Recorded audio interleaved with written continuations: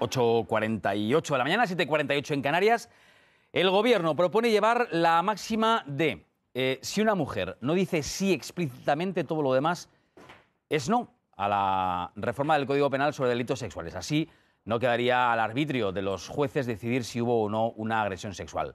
Solo dependerá de si hay o no consentimiento y no volverá a reproducirse, por tanto, otra sentencia como la de La Manada. La vicepresidenta y ministra de Igualdad, Carmen Calvo, hace hincapié en que es necesaria una revisión del Código Penal. No quiere riesgos interpretativos y hay que blindar, dice la legislación. Si una mujer no dice sí expresamente, todo lo demás es no. Y ahí es donde está preservada su autonomía, su libertad, el respeto a su persona y a su sexualidad.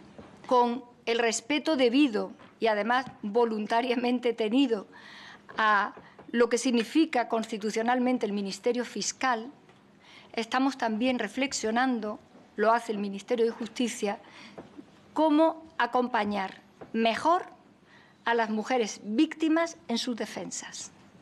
La vicepresidenta ha anunciado la adaptación de la Carta Magna al lenguaje inclusivo. He cargado un estudio sobre la adecuación de la Constitución a un lenguaje inclusivo, correcto y, en este caso, verdadero a la realidad de una democracia que transita entre hombres y mujeres. El Ejecutivo impulsará las 214 medidas contenidas en el Pacto de Estado contra la Violencia de Género aprobado por el Congreso en septiembre. En él se preveía que de una dotación de 200 millones de euros consignados en los presupuestos del Estado, 20 se destinasen a los ayuntamientos. Porque nos parece que los 20 millones que van dedicados a ayuntamientos son escasos. Escasos si queremos que la red arterial de nuestros municipios, de nuestros pueblos, de todo tipo de tamaño y naturalmente abarcando a toda España, se puedan convertir en lugares que amparen rápidamente a las mujeres. En el aspecto económico, el Gobierno modificará el Estatuto de los Trabajadores y otras leyes relativas al ámbito laboral para reconocer la corresponsabilidad como un derecho y no como algo dependiente de la sensibilidad de las empresas.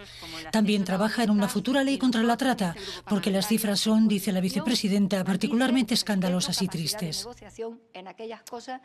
Bueno, asunto desde luego polémico, Edurne, pues porque ya estáis viendo la cantidad de reacciones que se están produciendo. Hay un asunto que genera dudas, y yo os lo planteo, y es, a ver, en las relaciones de pareja se negocia de muchas maneras diferentes y no siempre de manera explícita mantener relaciones. Esto entraría en colisión con lo que parece que propone la ministra de Igualdad, la vicepresidenta. Eso por un lado. De ahí todas esas bromas que hay en las redes sociales que expresan eso que acabas de decir. Pero, sobre todo, lo interesante es qué consecuencias tiene esto a la hora de enjuiciar un posible caso de violación o una denuncia, mejor dicho, de violación. Esa es la cuestión. Por el momento hay numerosas dudas de los juristas, que lo que están diciendo es: ¿este cambio va a significar entonces que es el acusado el que tiene que probar que es inocente? Este es el problema. ¿Cómo va a afectar esto a esos juicios? ¿Va a clarificar o mejorar la defensa de la mujer, o lo que puede hacer es debilitar la presunción de inocencia? Y las primeras reacciones, si atendemos a los expertos, las primeras reacciones apuntan hacia lo que consideran un debilitamiento de la garantía de presunción de inocencia. Antonio, ¿tú cómo lo ves? Hay muchos debates, También está el de la RAE, que parece que no está muy dispuesta a ese llamado lenguaje inclusivo, y también habéis visto en las últimas horas en las redes un gran debate sobre el nosotros y nosotras, ministros y ministras, etcétera. Hombre, está provocado por la necesidad que tiene el poder en estos momentos, el gobierno, en estos momentos, de subirse a esa ola de malestar social por lo que ha ocurrido, por cosas muy concretas que tenemos en la cabeza, como lo de La Manada. Pero técnicamente es muy difícil de objetivar. Se trata de encontrar un tipo penal que esté descrito de tal manera, de forma tan inequívoca, que no le dé margen de interpretación al juez. Esta es la idea, ¿no? Pero estamos hablando de un acto intimísimo, privadísimo, y de una cuestión como es la procesal, la judicial, en la que siempre hay que aplicar el principio de contradicción. Ahí la prueba testifical siempre va a ser necesario va a ser necesaria que gravite sobre la palabra del uno frente a la otra, o de la otra frente al uno, depende de quién sea el agredido. Explicar que eso se puede reflejar en un artículo del Código Penal es imposible. Siempre habrá un margen de interpretación a favor, quiero decir, un margen de interpretación para un tribunal o para un juez o para un jurado. Es muy difícil explicar que sin consentimiento es violación, sin consentimiento es o agresión, hay distintos grados, ¿no? Pero basta con decir no hay consentimiento, porque lo otro, pretender que tiene que haber necesariamente un sí, es casi reducir las relaciones sexuales a una especie de contrato. Y esto es imposible, es imposible. Aparte están las pruebas periciales, las pruebas testificales, las pruebas documentales, etcétera, en cada uno de los casos. Liso, ¿tú cómo lo ves? Pues que está provocando un debate muy vivo y muy intenso, y que efectivamente es muy difícil de objetivar. En este momento ya el Código Penal ya establece que los delitos, por ejemplo, relacionados con el tema sexual, pues si son sin consentimiento, que es donde efectivamente hay que interpretar, pues es un delito. Luego, que sea más o menos grave, ya va en función de si ha habido intimidación, si ha habido violencia, si no ha habido violencia. Entonces, ahora se añade un elemento más, que es el que propone la ministra, que vamos a ver cómo encaja y que efectivamente provoca muchísimas dudas, ¿no? Pero yo creo, como filosofía general, sí, y teniendo en cuenta que todas las leyes son interpretables, por mucho que trates de encajar, un juez en un momento dado, aunque decir esto 2 más 2 son 4, a veces es muy complicado. Ya. Hombre, como filosofía general, todo lo que sea acotar, posibles interpretaciones en favor de una víctima, a mí me parece importante, me parece interesante. Pero yo creo que esto tiene que dar lugar a un debate muy, muy riguroso entre gente muy experta, ya, y a ver cómo se encaja esto en la reforma que propone la ministra. Pedro. Yo creo que hay una gran sensibilidad social ahora, que es lo que ha hecho que la vicepresidenta haya tomado esta decisión, o bueno, esta propuesta por el tema de la manada, pero lo que no se puede es, en fin, llevar las cosas tan al extremo. Comentabais antes, y se puede comentar con cierta sorna, que claro, se puede tener una relación sexual con un notario delante, o que tengas que grabar para llevar la prueba luego al juicio.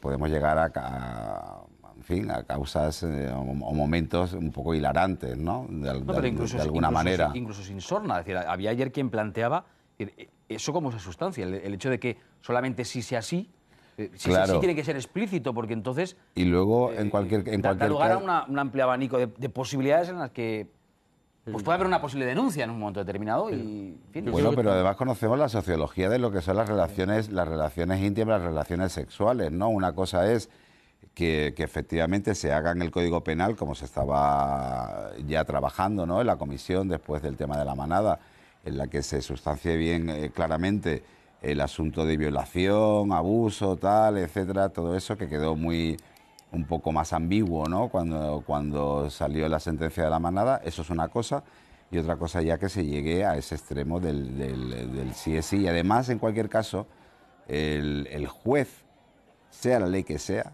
el juez al final va a tener que interpretar esa ley, con lo cual también está al arbitrio del juez, como es lógico, claro. Obsérvese además que en la proposición, en la idea de proposición, nada, es simplemente una exposición que ha hecho en una comisión parlamentaria, ya veremos cómo se sustancia esto.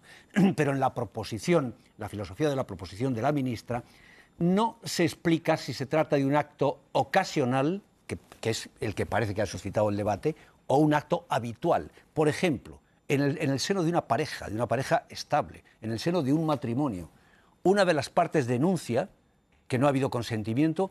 ¿Y cómo se objetiva eso con la cantidad de implicaciones que hay en una vida convivencial de mucho tiempo, en una pareja? Insisto, en un matrimonio.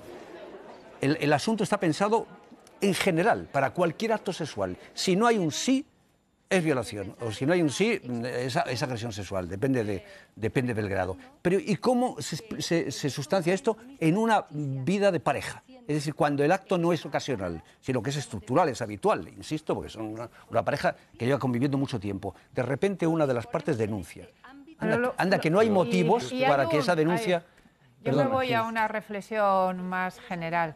Hay un fondo que a mí me preocupa de todas estas evoluciones, digamos, como esta última propuesta, y es que se insiste en una filosofía de victimización de la mujer. No es que la mujer no sea víctima, obviamente, de agresiones y de violencia, pero el espíritu de la ley, del Estado, de los políticos, es insistir en el concepto de mujer débil, mujer inferior, mujer víctima, cuando lo que hay, desde mi punto de vista, es un problema de valoración distinta de la mujer en todos los planos, es decir, de discriminación de valores que va por otro camino, que es verdad que es muy difícil combatir con la ley, muy difícil.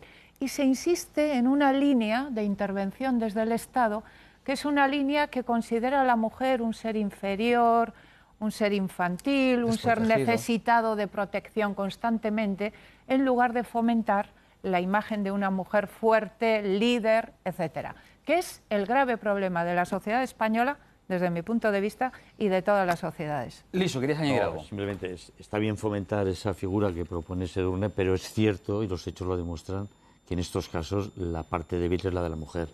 Y los hechos y las cifras lo demuestran, es decir, de eso no nos podemos escapar. Pero yo no me atendría a la literalidad de que yo creo que Carmen Calvo no lo hizo así. De lo que decir, un sí explícito, un consentimiento puede ser verbal, no puede ser verbal, puede ser de muchas maneras. Y yo creo que está enfocado a los abusos y a las agresiones que se producen. O sea, yo creo que no se entra si una relación es estable, si un día la mujer se enfada con su marido y dice hoy no he consentido. Yo creo que todos esos son temas casi anecdóticos, ¿no?